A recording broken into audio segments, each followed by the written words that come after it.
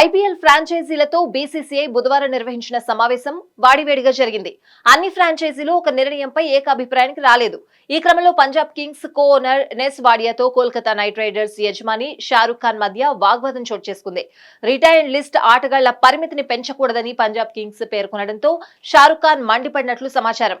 ఈ సమావేశంలో కొన్ని ఫ్రాంచైజీలు ఓ కూటమిగా, మరికొన్ని ఫ్రాంచైజీలు మరో కూటమిగా ఏర్పడ్డాయి. KKR, Mumbai Indians, Chennai Super Kings, Sunrisers Hyderabad, Rajasthan Royals, Gujarat Titans వంటి జట్లు మెగా వేలాన్ని వ్యతిరేకించాయి. 2025 సీజన్ కు ముందు మినీ వేలాన్ని నిర్వహించాలని పేర్కొన్నాయి. అంతేగాక retired list right to match కార్డును ఎక్కువ సంఖ్యలో ఉండాలని డిమాండ్ చేశాయి. 4 నుంచి 5 ఏళ్లకు ఒకసారి మెగా వేలం నిర్వహించాలని చెప్పాయి.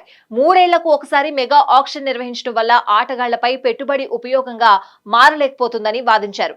మరోవైపు Punjab Kings, Delhi Capitals, Lucknow super Giants, royal Challengers Bengaluru mega వేలం నిర్వహించాల్సిందే అని పట్టుబట్టాయి.